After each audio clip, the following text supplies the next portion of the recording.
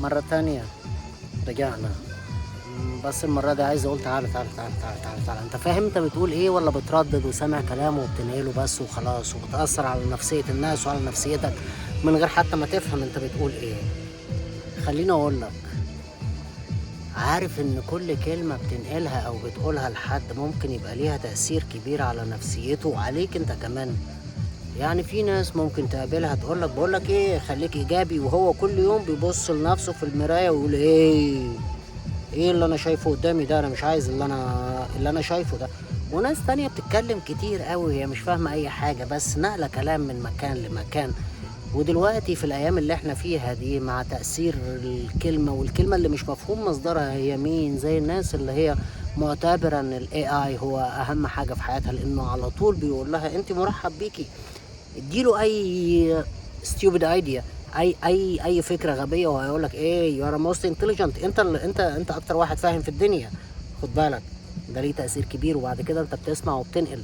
وفي ناس كتيره بتشخص ايه اللي عندها من خلال الاي اي، بس هو مش فاهم ان هو يعني بيحط ختم على نفسه ان هو مريض بحاجه او عنده تروما. تخيل ان في حد ممكن يقول لك انا عندي تروما، هو مش فاهم اساسا يعني ايه تروما. او ممكن تلاقي حد تاني طالع بيكلمك عن الشخصية النرجسية والشخصية الحدية والشخصية الهلامية، وانت اساسا مش عارف دول مين، وبتبدأ تحكم على الناس وتدي نصايح للناس التانية. خدوا بالكم من الكلام اللي بتقولوه لو سمحتوا للناس، واللي بتقولوه لنفسكم، لان في ممكن كلمة تهد وممكن كلمة تبني.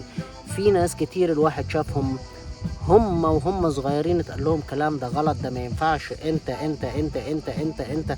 ولما تقعد معاه وتسأله وتكلمه وتحاوره عشان تحاول ان انت تساعده، تقول له انت فاهم ايه الكلمة اللي انت بتقولها دي، يقول لك لا بس انا اتعودت ان انا بسمعها. فخلي بالكوا من قوة الكلمة. الكلمة نور وبعض الكلمات قبور كما قال الحسين. ولكن انا عايز اقول حاجة كمان للناس اللي بتتكلم كتير وهي مش فاهمة او مش حابة حياتها بالشكل اللي هي فيه. اقم فرضك واحسن فرجك واحفظ لسانك، ولا تنظر الى ما في يد غيرك. ولو حبيت تاخد الشيلة بتاعته خدها كلها على بعض، ما تاخدش الجزء اللي انت حابه وتسيب الباقي.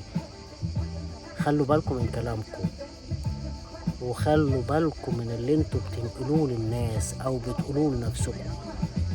لو عندك كلمة كويسة للناس قولها لو كنت فاهم، لو مش فاهم احفظ لسانك يا اخي تنعم.